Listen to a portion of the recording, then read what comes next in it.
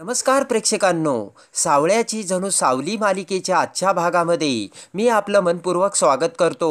आणि त्यामध्ये आता सारंग आणि आता सावली ही सासूरवाडीला जायला निघालेली असतात. तर आता कपड्यांची बॅग भरून सावली ही बाहेर येते आणि आता चंद्रकांतच्या पाया पडत सावली म्हणते की बाबा जाते बरं का मी. तर आता बबलू आणि सोहमसुद्धा तयार झालेले असतात. तर तेवढ्यात नील हा सोहम आणि बबलूला बघतो. तेव्हा आता सोहम म्हणतो की बाबा आम्ही आहोत ना, तेव्हा तुम्ही काही काळजी करू नका. तर आता नील म्हणतो की अरे सोहम तुम्ही बरोबर जाताय ना, म्हणूनच मला जास्त काळजी वाटते रे. तेव्हा आता सोहम म्हणतो की काय रे दादा. आणि आता पटकन सावली ही अमृताला मिठी मारते आणि आता इकडे तिकडे वर बघू लागते. चंद्रकांत आता सावलीला म्हणतो की काय ग वर का बघतेस, तिलोत्तमाला तुला भेटायचं वाटतं आणि तिला मिठी मारायची का. तर आता सावली ही मान हलवते. चंद्रकांत म्हणतो की हे बघ सावली, आपले संस्कार कधी विसरायचे नसतात आणि जा तिला भेटून ये. पटकन आता सावली तिची पर्स ठेवून आता वर जाते. इकडे आता रामभाऊ हे गावकऱ्यांसोबत एकनाथरावांकडे येतात आणि सचदेव एकनाथरावांना म्हणतात की आता गावातील जत्रेचा हे सगळा प्रोग्राम आहे ना, तो तुम्ही सांभाळायचा बरं का. एकनाथराव आता होकार देतात.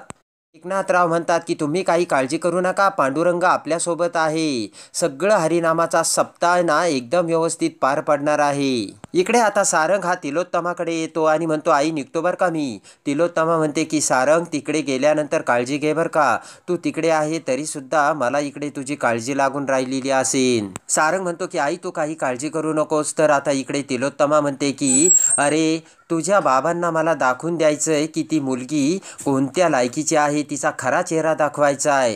तुझ्या बाबांना तर ती मुलगी चांगलीच वाटते रे सारंग.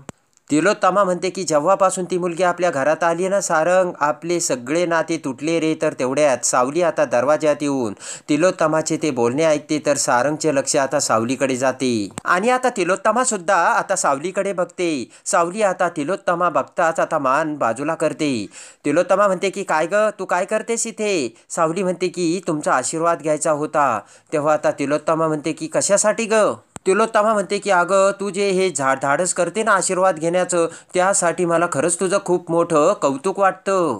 तिलोत्तमा आता म्हणते की तुला मी सांगितलं होतं ना तुझा चेहरा मला दाखवायचा नाही, कशासाठी तू आलीस इथे आणि माझा आशीर्वाद कशासाठी घ्यायचा, कोण लागते ग तू माझी. तिलोत्तमाचे ते बोलणे आता सावलीच्या काळजाला भिडलेले असतात आणि सावलीला खूप वाईट वाटलेलं असतं. मोठ्या आवाजात आता तिलोत्तमा म्हणते की काय नातं आहे आपल्यात, काहीच नातं नाहीये आणि चल जा निघ इथून. आणि तेवढ्यात आता सावलीच्या डोळ्यासमोर चंद्रकांतचे बोलणे येते आणि चंद्रकांतने सांगितलेले असते की सावली काही जरी झालं तर आपले संस्कार विसरायचे नाहीत बरं का. ते आठवून पटकन आता सावली ही दरवाजात येते आणि दरवाजाच्या चौकटीवरती हात ठेवून सावली आता पाया पडलेली असते आणि त्याच वेळेस सारंग आणि तिलोत्तमाने ते बघितलेलं असतं. इकडे आता सोहम आणि बबलू सारंगच्या कारजवळ येतात आणि सावली आणि सारंगचे सगळे सामान आता आतमध्ये ठेवत असतात. बबलू म्हणतो की नीट ठेवा बरं का, आमच्या सावलीची बॅग आहे ती.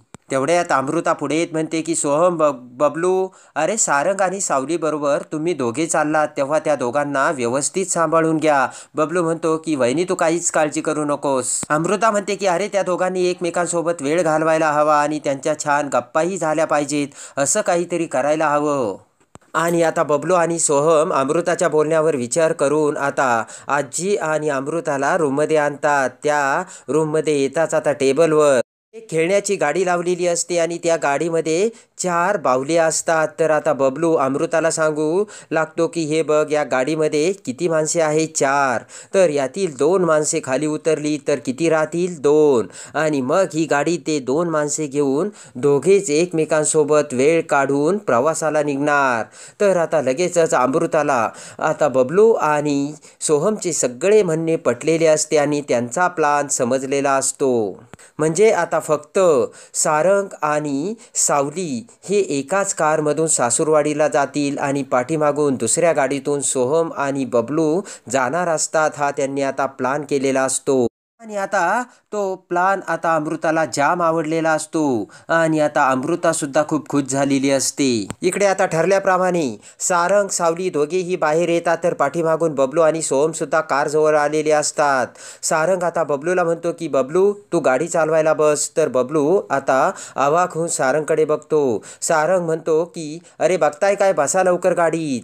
तर बबलू म्हणतो हो हो. सोहम आता कारचा दरवाजा उघडताच सावली आतमध्ये बसते आणि आता सारंग देखील आता गाडी चालवायला बसलेला असतो. तर तेवढ्यात आता बबलू सोहमकडे बघत पोटात दुखण्याचं नाटक करतो आणि म्हणतो की आई आई ग खूप पोटामध्ये दुखू राहिलंय.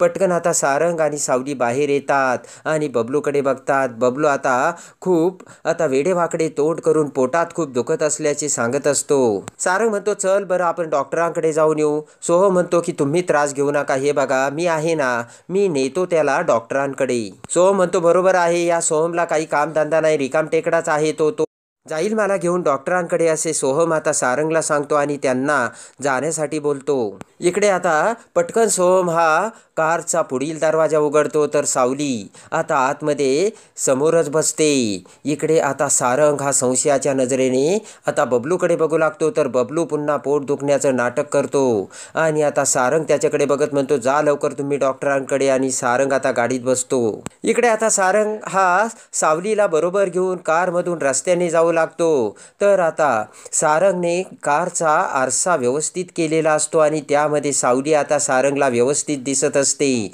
त्यानंतर आता सारंग हा म्युझिक लावतो. आता माझे सासर ग पंढरी हे गाणे आता लागलेले असते आणि सावली ते गाणे ऐकू लागते. इकडे आता सोहम आणि बबलू पुन्हा आता दुसरा वेश धारण करून आता एका उसाच्या दुकानासमोर आलेले असतात. सोहम म्हणतो की पोटदुखीचं नाटक करून आपण पाठीमागे थांबलो, पण आपण आता आपल्या डोक्यामध्ये दुसरा प्लान आहे आणि ते करण्यासाठी आपला जन्म झाला आहे असे समज बबलू तू. आणि आता बबलूने सुद्धा मोठी नकली मिशा लावलेली असते. बबलू म्हणतो की अरे पण आपल्याला करायचं काय. तर सोहम म्हणतो की आपल्याला दोघांना एकत्र आणायचं आहे. तर बबलू म्हणतो की अच्छा मिशन मिलाप. तर सोहम म्हणतो हो. आणि आता हा आपला प्लान आहे ना, त्यासाठी आपल्याला सारंग दादाचं लोकेशन मागवावं लागेल. एकदा का लोकेशन आपल्याला माहीत झालं की मग आपला प्लान सक्सेस झालाच म्हणून समज. सोहमचे ते बोलणे ऐकून आता बबलू खूप खुश झालेला असतो. आणि आता प्लान प्रमाणे आता सोहमने नीलला फोन करायचा सांगितलेला असतो. तर आता रस्त्याने कारमधून जात असताना नील हा सारंगला फोन लावतो. पटकन आता गाडी थांबवून सारंग हा नीलचा फोन घेऊन बाहेर येतो आणि म्हणतो की बोल ना. तर आता नील म्हणतो की सारंग व्यवस्थित करतोय ना रे आणि व्यवस्थित चालू आहे ना प्रवास. तर आता सारंग म्हणतो हो काय झालं. तर आता नील म्हणतो की मला सोहमने फोन करायला सांगितला होता आणि विचारपूस करायची सांगितली होती. तर सारंग म्हणतो की अच्छा मी व्यवस्थित प्रवास होतोय आणि आता जातोय आम्ही.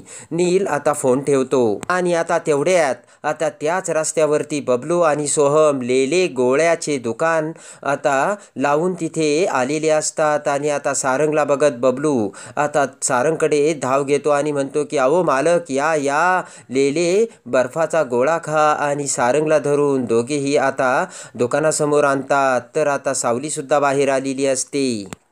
बबलू म्हणतो की थंड थंड लेले गोळा घ्या. आणि आता सावलीकडे बघतो तर आता सारंग आणि सावली दोघेही उभे असतात. तेव्हा आता सोहम म्हणतो की अरे दोघांच्याही डोळ्यामध्ये प्रेम दिसतंय आपल्याला, तेव्हा दोघांसाठी एकच लेले गोळा दे बर का. तर बबलू म्हणतो वा वा. बबलू म्हणतो की बघा दोघांचं प्रेम किती डोळ्यामध्ये दिसतंय आणि दोघांसाठी एकच आता लेले गोळा. आता ते ऐकून सारंग म्हणतो की एक नाही 2 गोळे द्या. तेव्हा आता बबलू म्हणतो ठीक आहे. आणि सावलीला बबलू विचारतो मॅडम कोणता फ्लेवर. तर आता सावलीला काही कळत नसतं आणि सावली आता सारंगकडे बघते. तर बबलू ते बघून म्हणतो की वा वा किती बायकोचं प्रेम आहे, प्रेम असावं तर असं गोळासुद्धा नवऱ्याच्या चॉईसनेच खायचं म्हणते. बबलू म्हणतो की माझ्या बायकोचं काय तर सांगायलाच नको, एका वेळी 4-4 गोळे खाते. सोहम म्हणतो की बरं बरं जाऊ दे, मला तर बायकोच नाही, लग्नच झालेलं नाही माझ्या ताराचं. तर लगेच बबलू म्हणतो बस बस. आणि आता सारंग तारा हे नाव ऐकताच आता सोहमकडे बघू लागतो. आता विषय बदलत बबलू म्हणतो की मला माहिती आहे तुला तुझी बायको ताऱ्यासारखी चमचम करणारी हवी, बरोबर ना. आता पटकन सारंग म्हणतो झाला का गोळा. तेव्हा आता बबलू गोळा तयार करतो आणि आता त्यामध्ये फ्लेवर टाकून सोहम तो गोळा सावलीच्या हातात देतो. ते बघून सारंग म्हणतो हे काय फक्त एकच गोळा बनवला का. बबलू म्हणतो की अय्यो आमची मशीन एका तासाला फक्त एकच गोळा बनवते. सोहम म्हणतो की आणि काय हो तुम्ही नवरा बायको आहात ना मग खा की दोघं मिळून एक गोळा. ते ऐकून आता सारंग हा सावलीकडे बघतो. ते बघून आता सारंग पटकन तो सावलीच्या हातातून गोळा घेतो आणि बबलूकडे देत म्हणतो हा गोळा तुम्हीच खावा. पटकन आता सावली आणि सारंग कारमध्ये बसतात आणि निघून जातात. बबलू म्हणतो की अरे यार आपला प्लान तर फेल झाला. सोहम म्हणतो काही हरकत नाही. प्लान नंबर 120 जरी फेल झाला असला ना आपला दुसरा प्लान 555 तयार आहे. आणि इकडे कारमधून जात असताना आता सावलीला सोहमचे बोलणे आठवते. सोहम म्हटलेला असतो तुम्ही दोघं नवरा बायको ना मग तुम्ही दोघांनी मिळून खा की एकच गोळा कारण तसे केल्याने दोघांमधले प्रेम वाढते हे आता सावलीला समजलेलं असतं. आणि आता सावली ही लगेचच तिच्या डोक्यात आयडिया क्लिक होऊन आता दोघांनी जर एकत्र काही खाल्लं तर प्रेम वाढतं हे सत्य आता सावलीला समजून सावली आता सारंग आणि तिच्यामधले प्रेम वाढवण्यासाठी अशी कोणती आयडिया करते आणि सारंग आणि सावली दोघेही कसे एकमेकांच्या प्रेमात पडतात हे बघण्यासाठी आणि सावळ्याची जणू सावली मालिकेच्या डेली अपडेटसाठी बेल नोटिफिकेशनवर क्लिक करून आपल्या चॅनलला लाईक करा, सबस्क्राईब करा.